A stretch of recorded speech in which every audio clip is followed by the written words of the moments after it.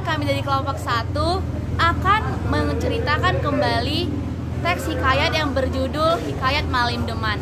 Perkenalkan, nama saya Naomi Sitanggang. Nama saya Natalin Sinaga. Nama saya Agung Kena Martona. Selamat menonton.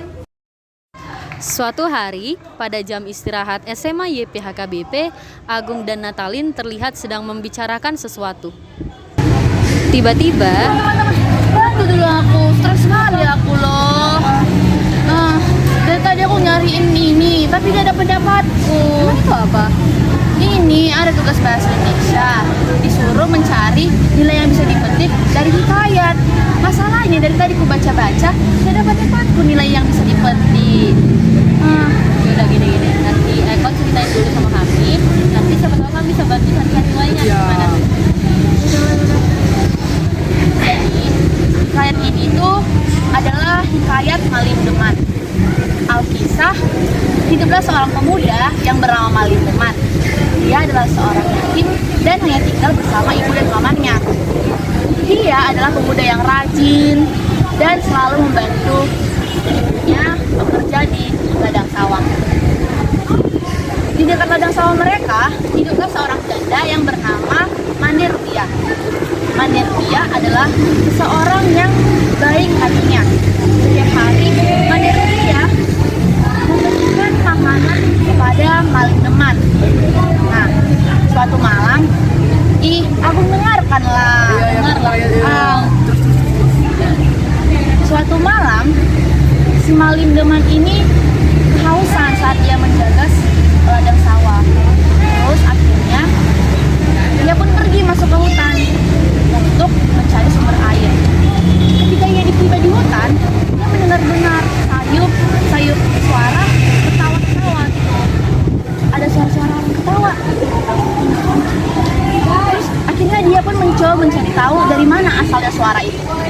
Akhirnya ketika ia menemukan sumber suara itu, dia pun mengintip. Ternyata ada 7 orang perempuan yang sedang mandi di kolam di situ. Tak jauh dari ke-7 orang ini terdapat selendang di ikannya. Nah, Malim Deman yang melihat hal itu pergi mengambil salah satu selendang sambil melihat dan berjaga-jaga, siapa tahu dia ketahuan. Terus kan, akhirnya si Malim Deman ini pun melihat-lihatlah sambil memegang selendang ini.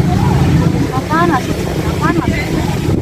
Nah, akhirnya ke-7 perempuan ini tuh selesailah mandi. Setelah selesai mandi, mereka pun pergi untuk mengambil selendangnya. Ternyata mereka bertujuh itu adalah bidadari dari kayangan. Bayangkan, bidadari cantik kali lah. Nah, terus akhirnya mereka sadar, wah, mana yang satu lagi? Dan ternyata yang hilang ini tuh punya putri bungsu. Si putri bungsu pun panik. Duh, kayak mana lah ini?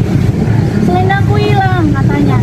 Terus kata kakak-kakak ini, udah tenang dulu, tenang. Kita cari dulu ya, kita cari. Nah, akhirnya mereka pun mencari. Sampai menjelang pagi, selendangnya si putri bungsu ini tidak ditemukan. Gak bisa dilihat dimanapun. Hilang, bener-bener hilang. Terpaksa, ke-6 saudari putri bungsu pun meninggalkan dia. Di tengah hutan yang begitu sepi, putri bungsu pun menangis dan meratapi nasibnya.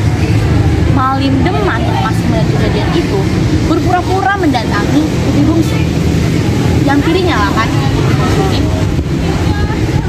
terus ditanyanya, mengapa kamu menangis? Apa yang terjadi? Terus putri bungsu pun bercerita segalanya. Akhirnya Malim Deman pun berinisiatif untuk membawa putri bungsu ke rumah Mande Rupiah. Saat tiba di rumah Mande Rupiah, putri bungsu ini diterima dan disambut dengan senang oleh Mande Rupiah. Bahkan Mande Rupiah menganggap putri bungsu sebagai anaknya sendiri. Sepulang dari rumah Mande Rupiah, Malim Deman pun pergi nih pulang ke rumahnya. Setelah pulang, ia bercerita kepada ibunya. Terus ia menyuruh ibunya untuk menyimpan selendang milik si putri tadi. pun berlalu. Si maling deman ini semakin sering ke rumah si Manderugia untuk menemui putri bungsu. Nah, akhirnya kan sering. Nah, akhirnya mereka pun menjadi jatuh cinta. Lalu tidak berapa lama kemudian mereka menikah. Dan kehidupan pernikahan mereka itu sangat bahagia. Bahkan mereka itu dikaruniai seorang anak laki-laki yang diberi nama Sultan Duano. Namun setelah Sultan Duano lahir, kehidupan mereka berubah 180 derajat. Malim deman yang dulunya seorang yang rajin, tiba-tiba dia jadi pemalas, suka berjudi dan menyabung ayam. Melihat hal itu, sedihlah si putri bungsu. Dan ia pun menjadi merindukan saudari-saudarinya di kayangan. Terus. Suatu hari, putri bungsu ini mengunjungi rumah ibu mertuanya, ibunya si maling deman. Di sana ia membantu ibu mertuanya mengerjakan pekerjaan rumah. Ternyata pas dia membantu ibunya, ia tak sengaja menemukan selendangnya. Dia mengatakan, wah, ini kan selendang punyaku. Melihat hal itu, ia pun kecewa dan marah. Marah besar dia waktu itu. Kemudian, ia berpura-pura mengatakan kepada ibu mertuanya untuk menyucikan pakaian ibu mertuanya. Jadi dia pergi agak keluar. Padahal sebenarnya dia pulang ke rumah. Nah, saat pulang ke rumah, ia langsung menjumpai pelayan mereka yang namanya Bujang Selamat. Ia mengatakan, tolong beritahu kepada tuanmu bahwa aku sudah mengetahui segala rahasianya. Aku akan membawa Sultan Duano pergi. Kemudian, setelah mengatakan itu, putri bungsu pun pergi ke rumah Manderugia. Di sana, ia pergi untuk berpamitan dan kembali ke kayangan. Di sisi lain, Bujang Selamat pun menghampiri maling deman yang sedang berjudi. Terus Bujang Selamat mengatakan, Tuan, putri bungsu telah mengetahui rahasia Anda. Terus mendengar hal itu, maling deman tuh kaget, kejut. Terus dia panik, cemas, langsung buru-buru pergi ke rumahnya.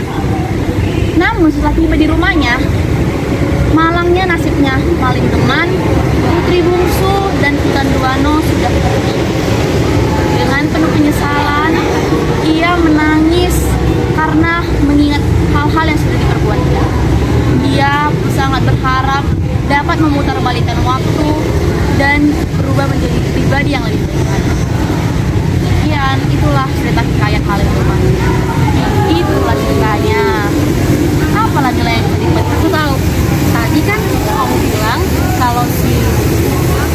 kan kamu bilang kalau si maling deman itu menyembunyikan selendangnya si putri bungsu. Berarti nilai moral yang bisa diambil dari hikayat kamu itu adalah jangan pernah menyembunyikan fakta. Karena itu lama-lama cepat atau lambat bakalan terungkap juga. Gimana? Iya, gara-gara dia nyembunyiin bohong, dia bohong ya. Kan juga nyesel deh dia.